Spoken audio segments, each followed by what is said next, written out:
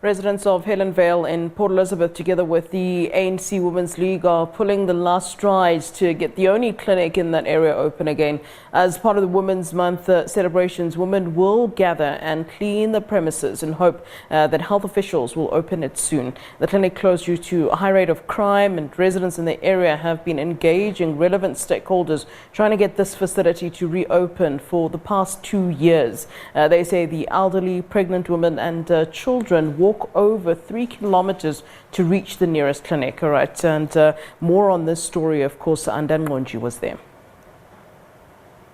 We are back at the Helenvale clinic, where a number of optimistic residents, together with the ANC Women's League, have come out to tidy and clean the clinic in hopes that it will open very soon. This clinic has been closed for 2 years now because of criminal activities that were happening nearby this clinic. As you would imagine, or you would know, that the Helenvale forms part of the gang-ridden northern areas, so it was likely that such things would happen. But the residents here are really not happy about the closure, saying that they have to walk long distances to get to the nearby clinic, which is Malaba, which now finds itself having to serve a population of nearly 100,000 if you count people from this area and people from Malaba in particular. So these residents say that they fear for their lives now that they need to walk for longer hours, and because of socio-economic issues they are unable most of the time to have finances so that they might transport themselves to this nearby clinic. As some say, they have to pay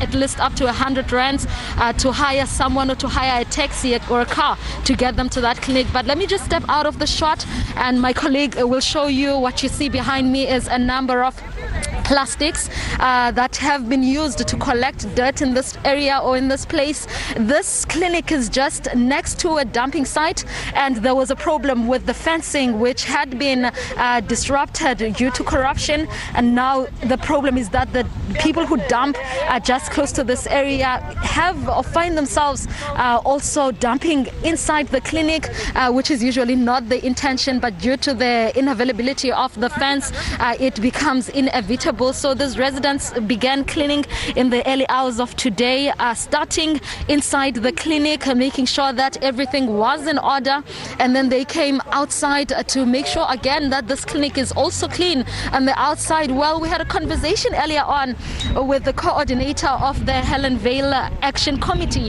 who told us that what you see here used to be a vegetable garden where people would come, people particularly who depend on treatment, would come here to get some food and would be part of the people that get food from the soup kitchen. But that has all changed as the clinic has been closed for a number of time. Residents here complain that the closure of this clinic has rather made things worse, as they now have to walk and they become more exposed or more prone to crime as they walk longer distances, 30 minutes, going to a nearby clinic. And also in light of COVID-19, they say that there is no social distancing, or the adherence to the lockdown regulations is very hard inside that clinic, as this great congestion, because the numbers are really high. But I am going to speak to the coordinator of the Action Committee here in Helenvale, Ms. Desiree Davids. A very good afternoon to you, ma'am. Hi, Anda. Hi, can you just outline, I know we've been talking about this crisis. I was here a couple of months back when you began the clean up, and we are here again. Just briefly again, remind us, what are some of the challenges that you face in this community? Yeah, as explained in previous interviews, the walking distance alone, from the Helenvale community to the Malaba clinic that has now been for the past 2 years the place where we have to access healthcare services, has been problematic and challenging, to say the least, specifically for our elderly people, chronic people, pregnant women and people like that. So with the hopes that the engagements that we had, even as an action committee with the health district in the Nelson Mandela Metro, the province as well as the National Health Department, we sent a petition, to have the clinic reopened, and we, as the community said, we're now taking ownership. As you can see, the cleaning that is happening, and it has been happening since the past few months that you've been here. We are saying now we have positive hopes because like I said in the previous interview, we have sympathy with the staff, the previous staff that doesn't want to return to the clinic because of fear for their lives and their safety.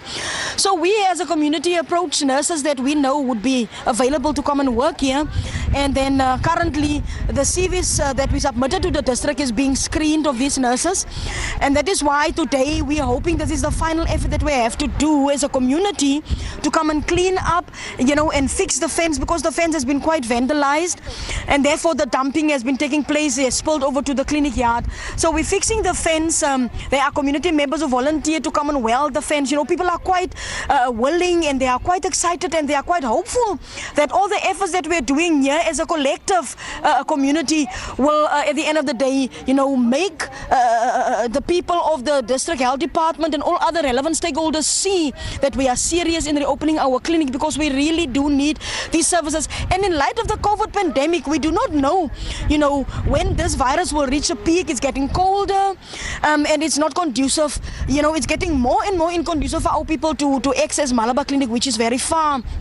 So we are hoping that by the end of this Women's Month, we could open this clinic, even if it's for 2 days in a week, so that we can monitor the safety situation and then open it, full blown. That is the hope, and that is the excitement that the community members, even the ANC Women's League that has joined us in solidarity, and also the Office of Member of Parliament, Cedric Frolik, has helped us with a petition to the National Health Committee. And we would really like to really appreciate, the efforts that has been made, because we cannot really say that we didn't make strides, and there were not people who supported and assisted us in this effort. So we would really like to really extend our gratitude and say we have more hope than ever before now that the clinic will be reopened soon, and our people will have access to their own healthcare facility, and they don't have to walk far anymore and be afraid and be anxious because of their health in light of the COVID-19 pandemic. And let's talk about the staffing aspect of things. I know we did have a conversation earlier on about how you intend on bringing on board nurses in this area, so that this place can be fully staffed. And you also said that that was the only aspect that was missing before things are ready to kickstart. Can you just elaborate a little on that? Yeah, like I said, the staff that previously worked here, obviously they were traumatized because of the incidents that happened here. So as a community, we said, okay, fine, if you feel that you don't feel safe anymore, and it's obvious that we cannot guarantee, there's no guarantees on anyone's safety, but there's a local businessman who also offered to install CCTV cameras in the vicinity in the front of the clinic, which we also feel would help a great, will be of a great assistance to us. And then, like I said, as the community, there are nurses that reside in the Helenvale community that are working at other clinics that we approached, that we said, would love to come back and work here and maybe get a cross transfer, or even unemployed nurses that we approached also that really, were willing to come and work here. So that's the approach, and that is the effort that we put in as a community to approach these nurses and to ask them, to avail themselves to come and work here, since the previous staff, are fearful for their lives and their safety. So, like I said previously, we submitted these CVs of these nurses to the district department, and a session with the current DM last week indicated to us that these CVs are being screened as we speak. So we are hopeful that at the end of the day, we don't know how long the screening would take, that they would get back to us and tell us, listen, we've got your staff component sorted, so that we can open up the clinic. Because at this point in time, that is actually the main factor that is now still delaying the reopening of the clinic, because as you can understand, you can't open a clinic and you don't have staff to come and work here. So that is the kind of efforts that we have put in as a community, and also one of the reasons why we are so positive that the clinic will reopen soon. Thank you so much. Well, that was the coordinator of the Helenvale Action Committee saying that they're really hoping and optimistic that by the end of this Women's Month, this clinic will be open and fully functional again, saying that, it has really disadvantaged the residents of this community, especially women who become prone and who become victims of crime, as they need to walk distances to reach the only alternative or the closest clinic here, which is a distance of nearly 30 minutes minutes away. She says that she's crossing fingers and they have done everything in their power to try and engage relevant stakeholders, ensuring that at least this clinic does open, saying that most of the work they have taken into their own hands as the community, and they are just missing one factor before the clinic can be finally ready to open.